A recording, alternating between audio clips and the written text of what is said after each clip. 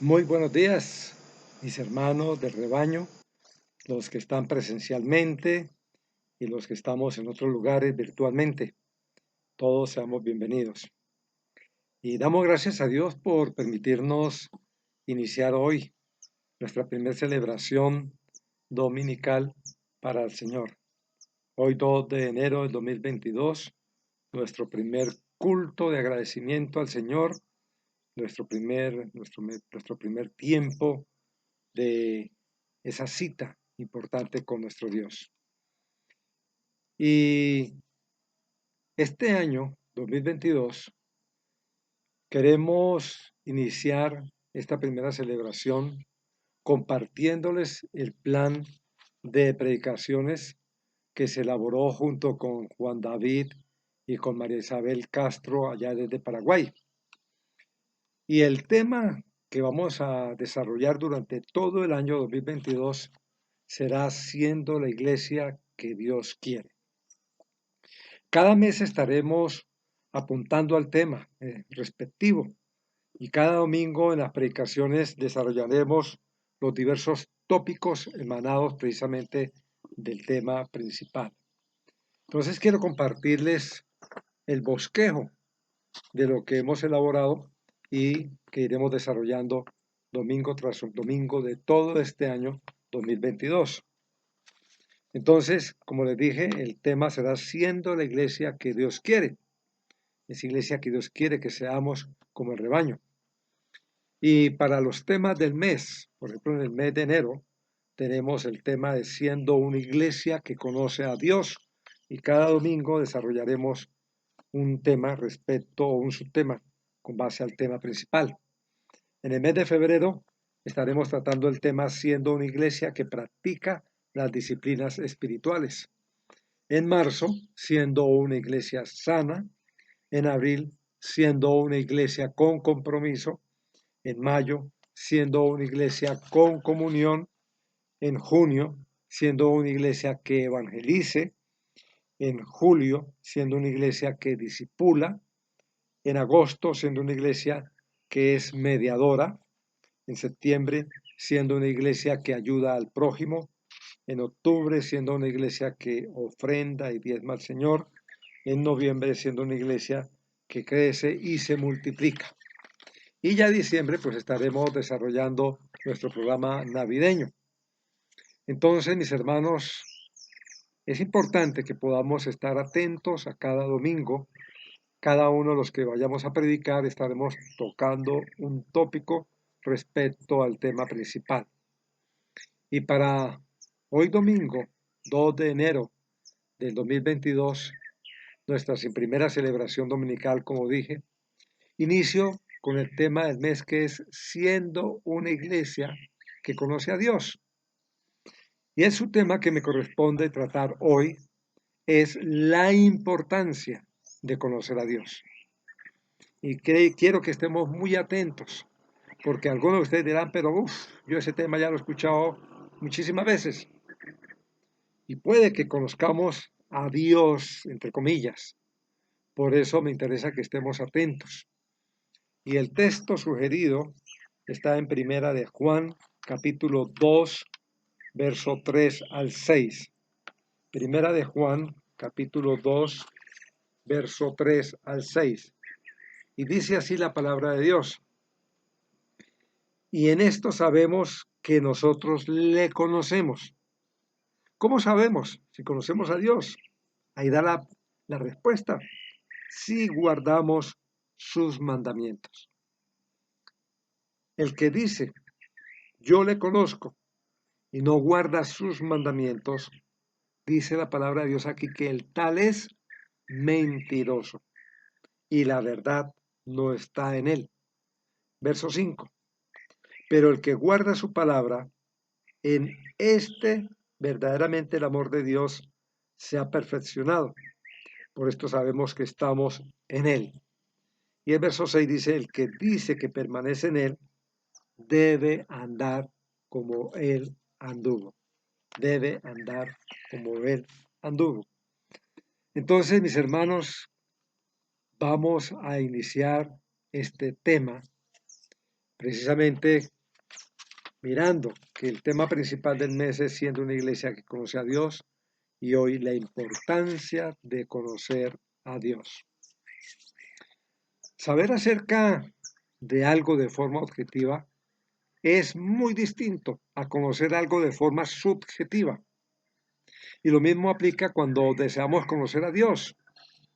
Saber acerca de Dios de forma objetiva significa que poseemos algún tipo de conocimiento sobre Él. Sin embargo, conocer a Dios de forma subjetiva significa que hemos tenido una experiencia directa de Él. Y ese es el tipo de conocimiento que Dios desea que tengamos cada uno de nosotros. En esta mañana quiero iniciar usando un ejemplo importante para demostrar la diferencia que hay entre saber acerca de Dios y verdaderamente conocerlo. Estoy aquí en el campo y no encontré una fotografía, pero voy a trabajar el ejemplo de esta fotografía. Podemos usar una fotografía para demostrar la diferencia entre los dos tipos de conocimiento. Cuando vemos la fotografía de una persona, pues obtenemos más información acerca de la persona de forma objetiva, ¿verdad?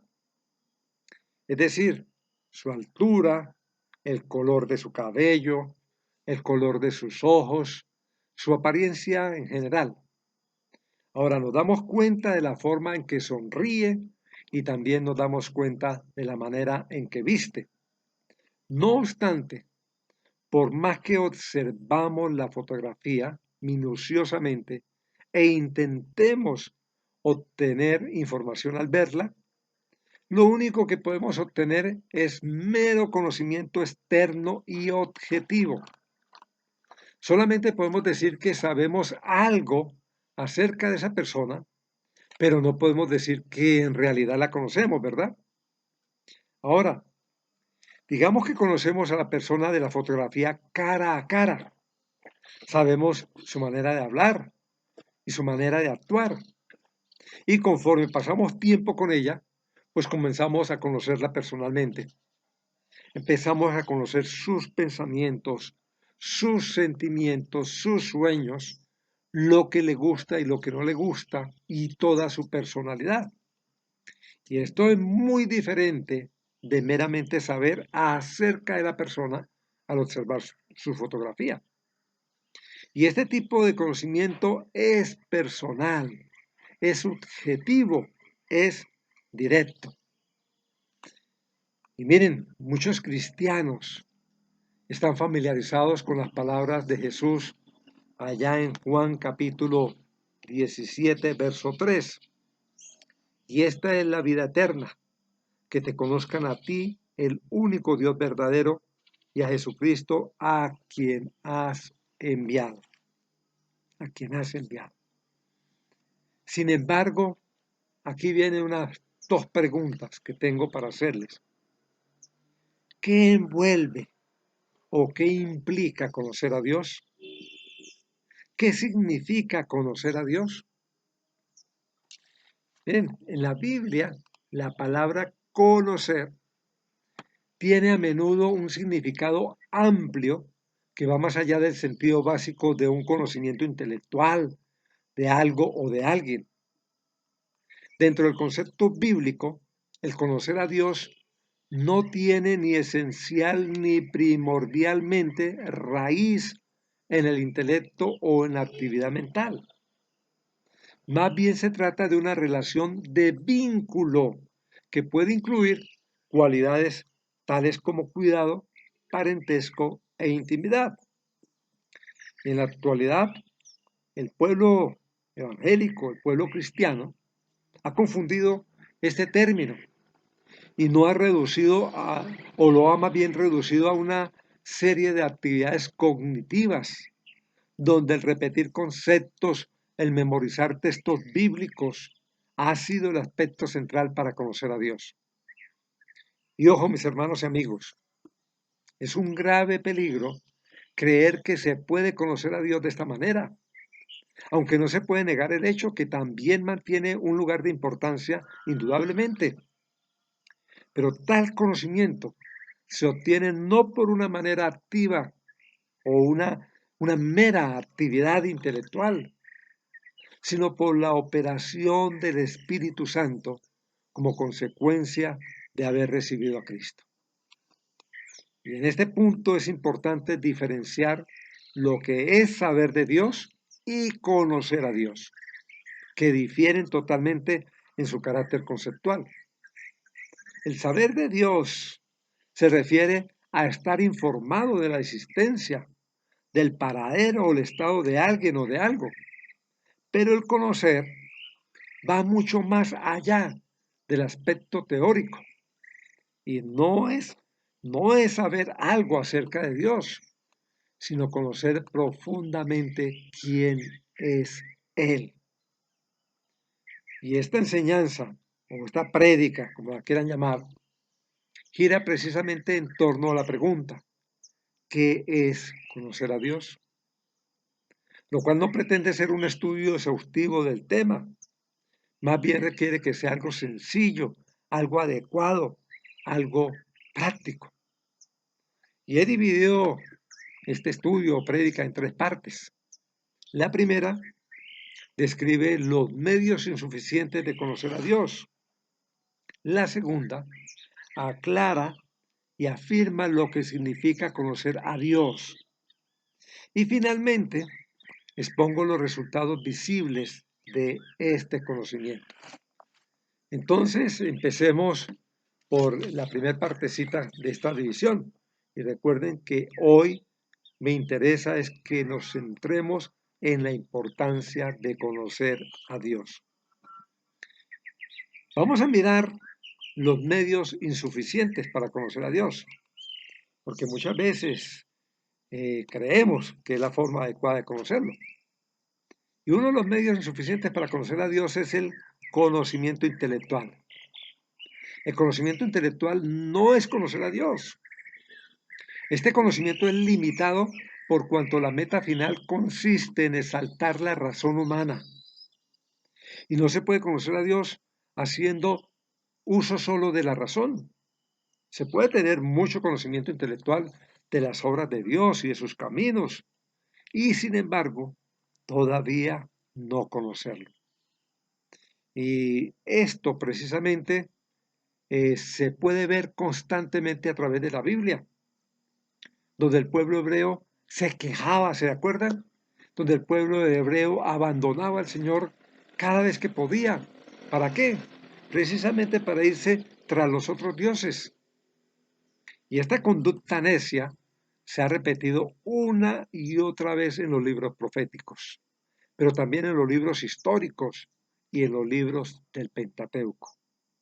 Por ejemplo, allá en Éxodo capítulo 32, allá encontramos la narración del becerro de oro.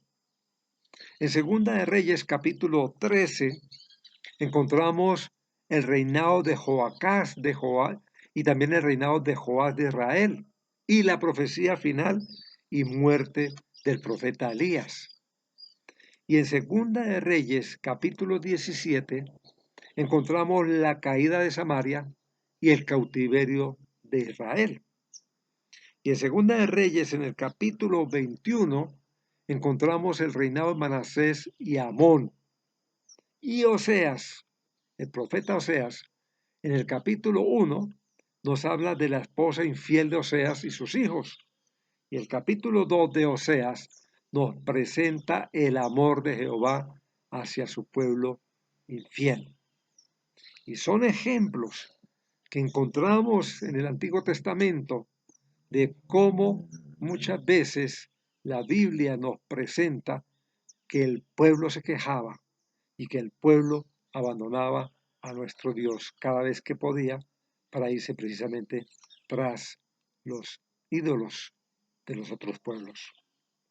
Y otros ejemplos que se pueden citar es precisamente acerca de la vida del rey Saúl, quien siendo el ungido de Dios, teniendo un conocimiento considerable del poder del Señor, terminó alejándose completamente de su llamado. ¿Por qué? Por querer agradar más a su pueblo. Y eso lo encontramos allá en 1 Samuel capítulo 15, verso 24, que usted lo puede leer ahí. Ahora, en el Nuevo Testamento se puede hacer referencia a la vida de los fariseos, donde ellos inhibían un comportamiento externo de pura religiosidad, a pesar de su alto conocimiento de la ley. Y encontramos allá en el capítulo 4, en el capítulo 6 de Mateo, en el versículo 4, y ahí nos dice, cuando estéis orando, ¿sí? Cuando estéis orando, no seáis como los hipócritas que aman orar de pie en las sinagogas y en las esquinas de las plazas para exhibirse ante los hombres. De cierto os digo que ya están recibiendo su recompensa.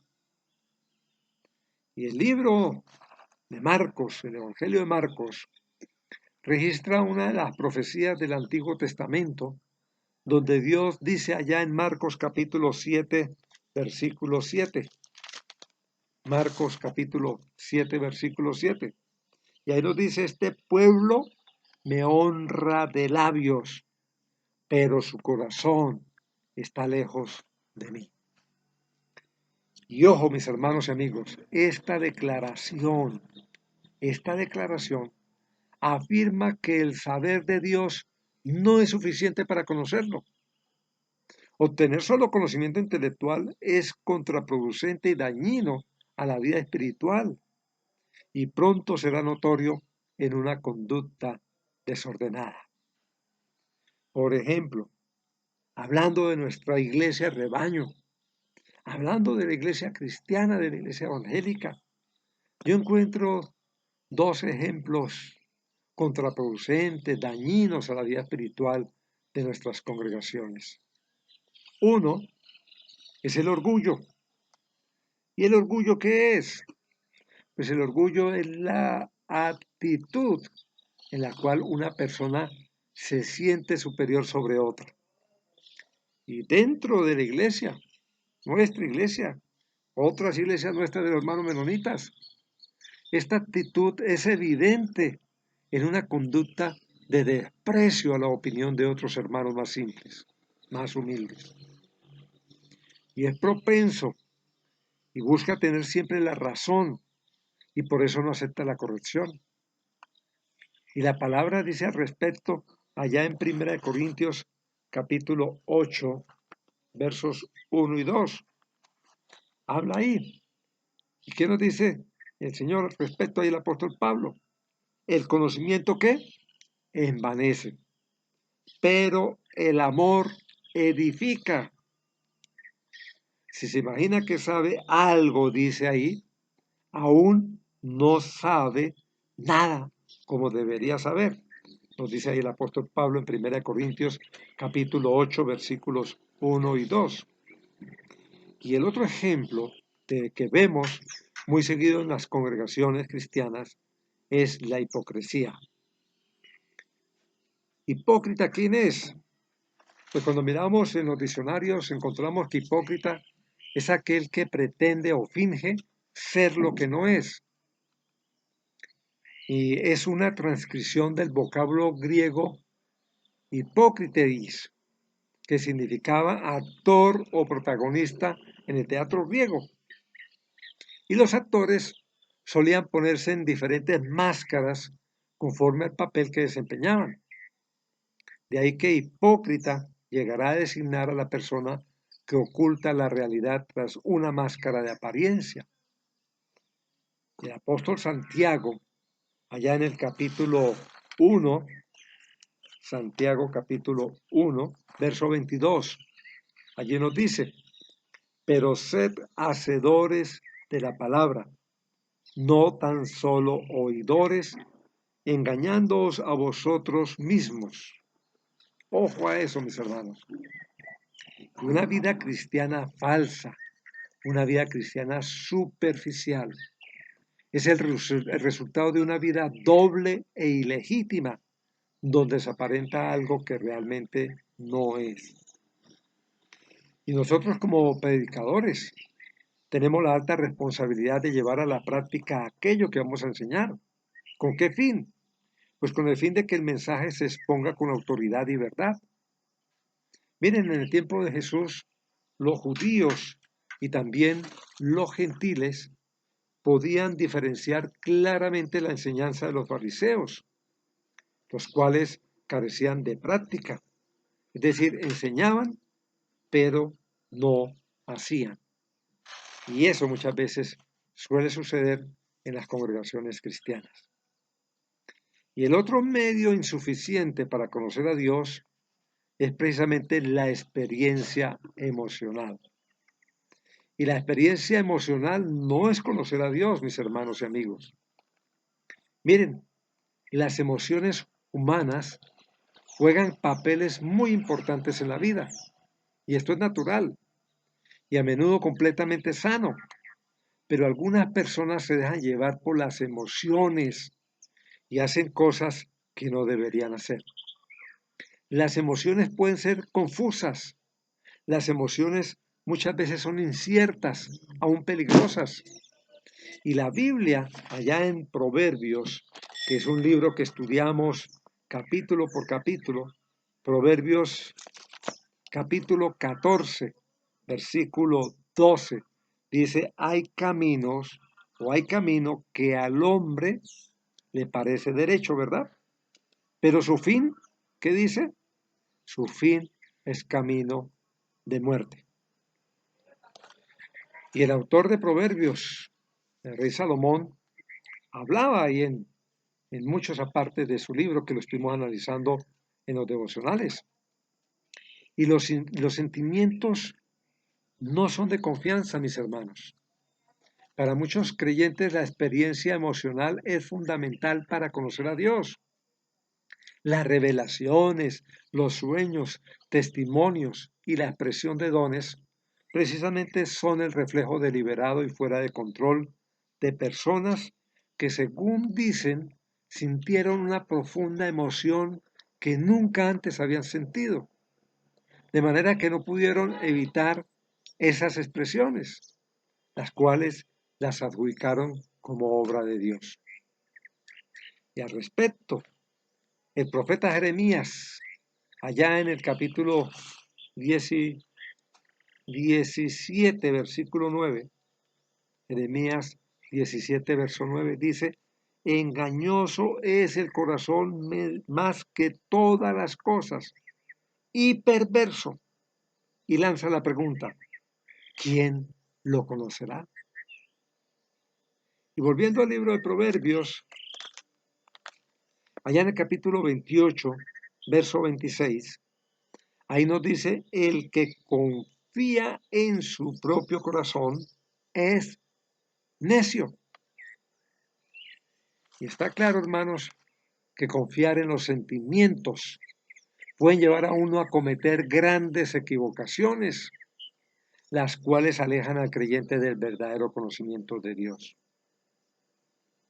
Y las emociones deben ser controladas, mis hermanos y amigos. Deben ser controladas.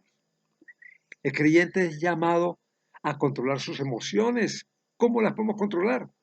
Fácil, bajo la dirección del Espíritu Santo. De manera que la palabra de Dios sea la fuente, la palabra de Dios sea el medio para conocer la verdad y no uno mismo. Y la Escritura afirma esta verdad. Jeremías, pues vamos a Jeremías, capítulo 10, verso 23.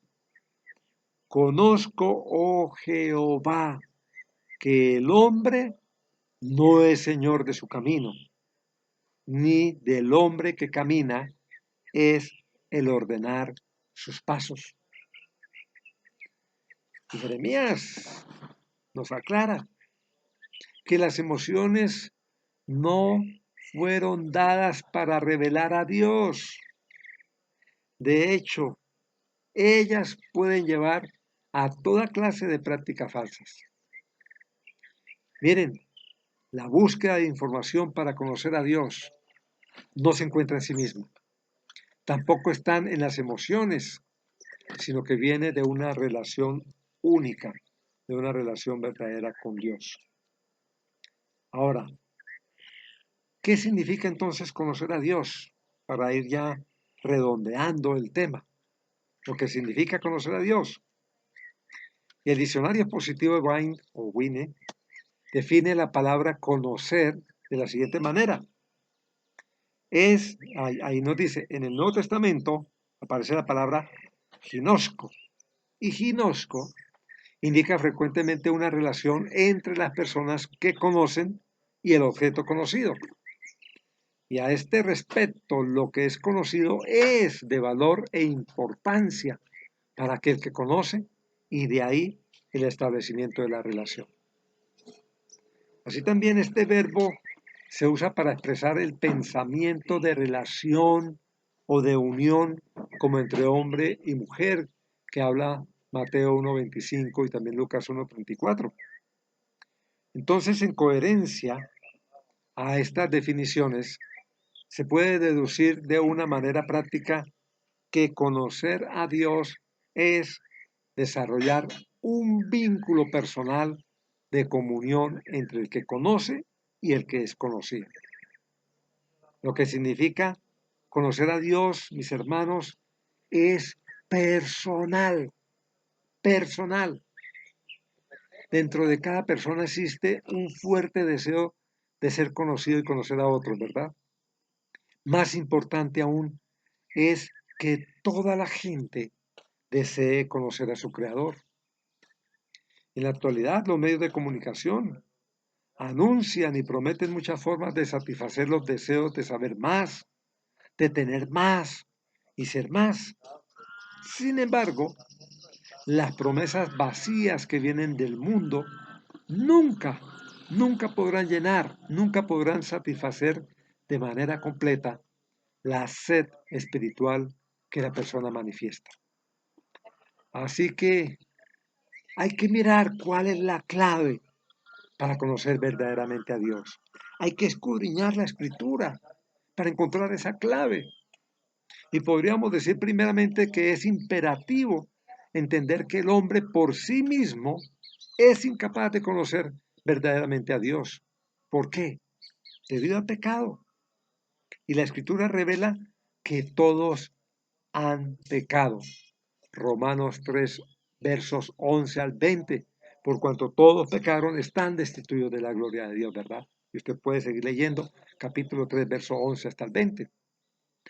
Pero la escritura revela que todos han pecado y que ninguno alcanza el estándar de santidad, ese estándar requerido para tener comunión con Dios. Y también declara las escrituras que la consecuencia del pecado es la muerte. El texto conocido de Romanos 6:23, porque la paga del pecado es muerte, mas el don de Dios, el regalo de Dios, es vida eterna en Cristo Jesús, Señor nuestro. Entonces declara también la consecuencia del pecado, que es la muerte, y que la humanidad perecerá eternamente sin Dios, a menos que acepte, a menos que reciba la promesa del sacrificio de Jesús en la cruz. Así que a fin de conocer realmente a Dios, primero se debe recibir a Cristo de manera personal. Juan 1:12.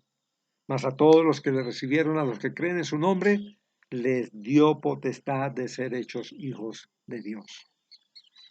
Yo le invito, amigo, y a un hermano, muchos de pronto llevan años sentados en una banca, en una silla de su iglesia, pero nunca han tenido esa experiencia de abrir su corazón de manera personal a Jesucristo. Y nada es más importante que entender esta verdad cuando se trata de conocer a Dios. Jesús deja en claro que solo Él es el camino al cielo y al conocimiento personal de Dios. Juan 14:6. Yo soy el camino, la verdad y la vida. Nadie viene al Padre sino por mí.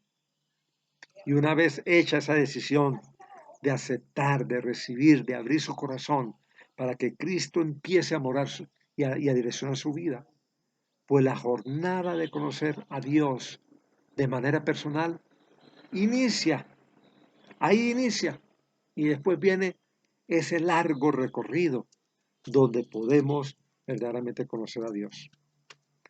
Ahora, la otra cosita de lo que significa conocer a Dios es de comunión.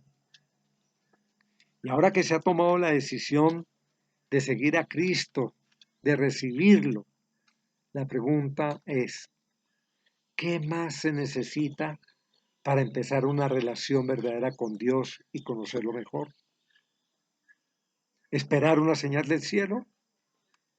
¿Dedicarse continuamente a hacer buenas obras? ¿Intentar ser mejor persona? Pues déjenme decirle, nada de eso. Nada. Dios ha dejado muy claro en la Biblia que el nuevo creyente debe dedicar un tiempo especial de comunión para estar a solas con su Señor. De manera que ese tiempo se convierta en un hábito todos los días, no por un pedacito del día, un ratico, 5 minuticos, no, un hábito de todos los días. Pero ¿qué hacer en ese tiempo? Los que han tenido la oportunidad de ser discipulados por mí, yo les he mostrado esos tiempos. ¿Qué hacer en esos tiempos? En primer lugar, es un tiempo de orar, un tiempo para orar, mis hermanos. Y Jesús se encargó de explicar a sus discípulos la necesidad de orar siempre. Y no es una opción o una alternativa, sino una necesidad vital. Pero no solamente Jesús enseñó lo importante que era pasar tiempo con Dios a solas, sino que él mismo tuvo momentos a solas con el Padre. Marcos 1:35, aún oscurecido, ahí se iba a la montaña a tener ese encuentro con su Padre. Vemos que siempre oraba. Fue su práctica habitual. Muy temprano en la mañana, cuando todavía estaba oscuro, dice, iba a esos lugares tranquilos para orar. Y muchas veces pasaba también toda la noche en oración. ¿Por qué es tan importante orar? Porque ese es el medio por el cual podemos llegar a conocer mejor a Dios. Así como Él apartaba un tiempo especial para estar con su Padre, así también nosotros como creyentes, como sus discípulos, debemos dedicar un tiempo para hablar con Dios.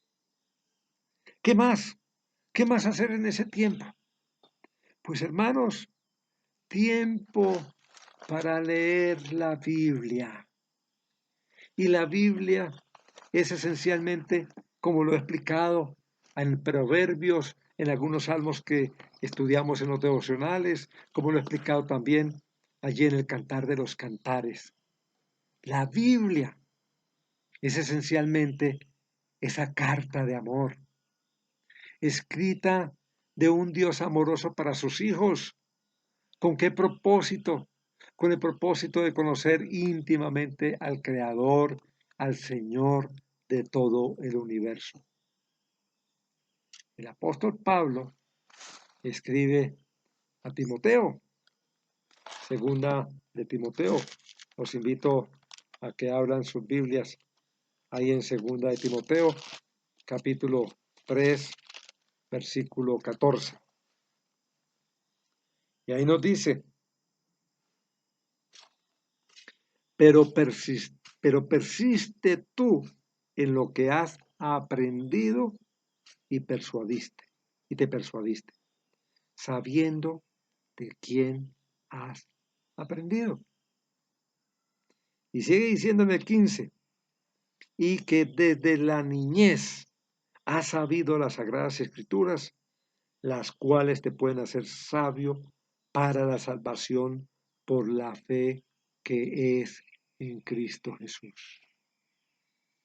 Que desde la niñez, ¿sí?, has sabido las escrituras. Y en este pasaje, el verbo persiste puede ser traducido como permanecer, durar, continuar, perdurar. ¿En qué? En la doctrina que se le había enseñado a Timoteo. Y de esta manera, mis hermanos, el apóstol anima a su hijo en la fe a continuar adelante en el estudio de la palabra, en la cual él había sido instruido desde niño, y que esa noble labor debía continuar a través de toda su vida. ¿A fin de qué? A fin de que el hombre de Dios esté completamente calificado, como dice una versión que tengo acá, allá del versículo 17 de 2 Timoteo 3. Que el hombre de Dios esté completamente calificado, ¿verdad? Perfecto, enteramente preparado para toda buena obra. Y ya para ir cerrando esta meditación, pues miremos brevemente algunos resultados de conocer a Dios. Si conocemos a Dios, habrá humildad en nuestra forma de pensar. Humildad de pensamiento. Tratar de conocer a Dios en su totalidad es, en definitiva, algo imposible, mis hermanos. Primero, porque el hombre enfrenta inmensas limitaciones en todo aspecto. Y el profeta Isaías, allá en el capítulo 55, Isaías capítulo 55, versículos 8 y 9. Ahí nos dice, porque mis pensamientos no son vuestros pensamientos, ni vuestros caminos mis caminos, dice Jehová. Como son más altos los cielos que la tierra, así son mis caminos más altos que vuestros caminos, y mis pensamientos más que vuestros pensamientos. Y estudiar a Dios, déjenme decirles, humilla la mente. Estudiar a Dios humilla la mente, porque la mente no logra percibir lo que realmente es Dios. Nadie puede comprender a Dios, sino solo Dios, que conoce todo de sí mismo. Y observando esta afirmación desde un punto de vista práctico, es algo positivo porque muchas veces el orgullo se asienta en la vida del creyente, ¿verdad? De ese discípulo. De modo que la imposibilidad de conocer a Dios mantiene al creyente, a ese discípulo en humildad, porque nunca podrá comprender la infinidad de Dios. Pero vale la pena aclarar, toda persona, en todas partes, tiene un sentido hondo, tiene un sentido intenso de que Dios existe. Y otro resultado de conocer a Dios es esa paz inquebrantable. Son innumerables los beneficios que el creyente recibe como fruto de su relación con el Señor. Mateo capítulo 11, verso 28. Ahí encontramos un ejemplo. Ahí nos habla de consuelo en momentos de tristeza, de descanso para aquellos que están cansados. Venid a mí todos los que estáis trabajados y cansados, y yo os haré descansar. Pero el apóstol Pablo también en 1 Corintios, ahí en el capítulo 10, verso 13, habla de esa paz en medio de las pruebas. Y este nuevo estilo de vida es diferente a la que el mundo moderno vive. En medio de tantas malas experiencias, el cristiano deposita toda su confianza en el Señor, aún en los peores momentos de su vida. Puede decir con mucha confianza, como dijo el apóstol Pablo allá en Filipenses 4:13, todo lo puedo en Cristo que me fortalece. Todo lo puedo en Cristo que me fortalece. Y así, mis hermanos, termino la exposición de su palabra en el tema del mes, siendo una iglesia que conoce a Dios, y el subtema que nos correspondía hoy, tratar la importancia de conocer a Dios. Y concluyo. Miren, mis hermanos, con notable franqueza, el apóstol Pablo podía decir en 2 Timoteo 1:12, yo sé en quién he creído. Yo sé en quién he creído. Y Pablo hablaba con tal convicción, no solo porque conocía las Escrituras, sino porque había desarrollado una relación personal e íntima con Dios, de modo que en varias ocasiones había experimentado la fidelidad de Dios y de sus promesas en su vida. Y esa es la razón por la que él hallaba tanto gozo debido a su confianza firme tanto en Dios como en su palabra. Y usted puede remitirse a Filipenses 4, versos 12 y 13, a 2 Timoteo 4, 16 al 19, para corroborar lo que le estoy diciendo en la conclusión. Y conocer a Dios en ese sentido es de un valor inestimable, porque esta relación de amistad será para siempre con Dios, así como la vida de Enoc, como dice en Génesis capítulo 5, verso 24, que Enoc caminó pues con Dios y desapareció porque le llevó Dios. Y la meta íntima del propósito de conocer a Dios es llegar a conocerle mejor, mis hermanos y amigos. Conocer a Dios implica una relación constante, una relación permanente. No es una actividad con propósitos religiosos, es una actitud convincente. Dios exige que le conozcamos, pero no solamente con el intelecto, sino por medio de una relación íntima que sobrepasa a todo entendimiento humano. Y finalmente, el conocer verdaderamente a Dios involucra nuestro compromiso de obedecer lo que leemos en las Escrituras. Después de todo, fuimos creados para hacer buenas obras, como dice Efesios 2, capítulo 2, verso 10, a fin de ser parte del plan de Dios y continuar revelándolo al mundo. Entonces, llevamos la responsabilidad de vivir de acuerdo a la misma fe que es requerida para conocer a Dios. Mateo 5, 13 y 14 nos dice que somos la sal, que somos la luz de este mundo, mis hermanos amigos, designados para traer el sabor de Dios al mundo y para servir como luz que brille en medio de las tinieblas. No solo debemos leer y entender la palabra de Dios, debemos aplicarla en obediencia y permanecer fieles a ella, como dice Hebreos 12. Jesús, él mismo, le concede la mayor importancia a amar a Dios con todo lo que somos y amar a nuestro prójimo como a nosotros mismos, allá en Mateo 22. Y este mandamiento es imposible de guardar sin el compromiso de leer y aplicar su verdad revelada en su palabra. Entonces, son muchas las claves para conocer verdaderamente a Dios. Desde luego, nuestras vidas comprenderán mucho más. Hoy he tratado solamente el esbozo de todo esto, pero nuestras vidas comprenderán mucho más cosas tales como comprometernos como iglesia para ser la iglesia que el Señor quiere que seamos en este 2022, la iglesia rebaño.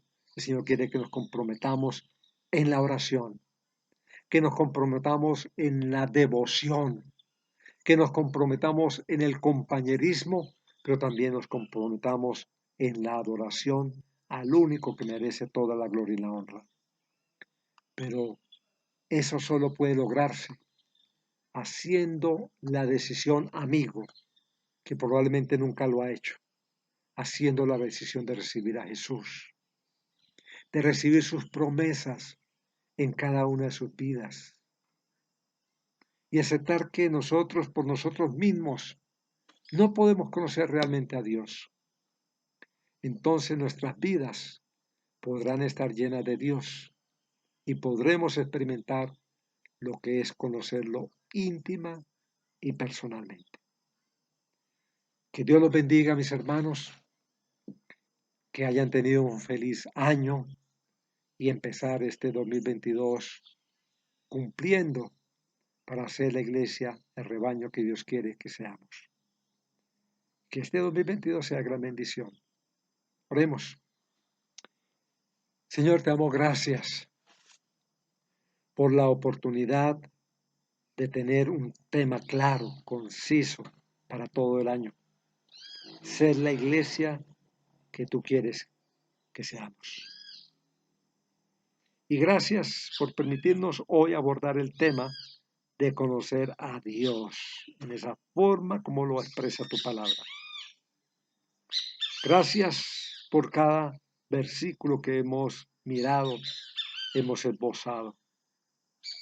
Gracias porque tu palabra es rica, es verdadera, es única y es la que nos va a guiar para poder lograr la meta al final del 2022. Llegar a ser esa iglesia que tú quieres y que sigamos siendo por siempre hasta tu venida esa iglesia que tú quieres que sea. Gracias por el rebaño, por cada uno de mis hermanos, por habernos permitido iniciar este nuevo año 2022. Muchas personas no lograron pasar el 2021, pero tú en tu misericordia nos has permitido iniciar este nuevo año. Estamos abiertos a que tú obres en nuestras vidas, a que tú nos direcciones. Queremos ser sensibles a tu voz, tener esos oídos prestos para escucharte todos los días a través de tu palabra. Pero queremos comunicarnos contigo, pasar esos tiempos de intimidad, honrándote, conociéndote, sabiendo quién eres tú, Señor. Muchas gracias. Toma cada familia de nuestra iglesia, cada amigo que nos escucha cada domingo y también cada día a través de los devocionales. Tómanos a todos para que podamos en este nuevo año agradarte con todo nuestro pensamiento, todo nuestro ser, toda nuestra alma, todo con todo nuestro ser, Señor. Que tú direcciones el trabajo de mis hermanos, sus empresas, sus negocios, sus empleos. Que tú bendigas a los que estamos involucrados en la obra del ministerio, de servirnos los unos a los otros, de bendecirnos, de prepararnos para cada día estar ahí prestos para bendecir la vida de mis hermanos. Acompáñanos, Señor, en este nuevo año. Guíanos. Bendice, Señor, a los niños, a los jóvenes en sus estudios. Provee a sus padres para que puedan cumplir con sus responsabilidades. Bendice, Señor, la alacena de cada hogar. Provee para cada familia el sustento con el trabajo para tener el sustento del pan diario. Gracias, Señor, porque tú nos lo das. Y gracias también por satisfacer esas pequeñas cosas, esos deseos, esos anhelos, esos antojos que aparecen de vez en cuando. Gracias porque aún tú los suples. Tú, oh Dios, nos los complace. Bendito y alabado seas por siempre, Señor. Queremos hoy rendir nuestras vidas a ti, Señor, y dejarlas en tus preciosas manos y ser guiados por la guía de tu Espíritu Santo, ser guiados por tu Espíritu, segundo tras segundo, para cumplir tu perfecta voluntad. Muchas gracias te damos, Señor, por permitirnos iniciar este nuevo año con esta celebración para ti. Honramos tu nombre, honramos tu presencia en cada cuerpo enfermo, sabiendo que tú estás, oh Dios, enseñando muchas cosas a través aún de la misma enfermedad. Gracias por los milagros de salud, por los milagros de podernos, oh Dios, reconciliar los unos con los otros, de poder estar en paz contigo para poder estar en paz con los demás. Gracias, Jesús de Nazaret, por ser quien eres y por permitirnos conocerte en la forma que tú quieres que te conozcamos. En el nombre de Jesús. Amén. Que Dios los bendiga, mis hermanos, y el próximo domingo ya nos veremos presencialmente. Que tengan una feliz semana. Abrazos.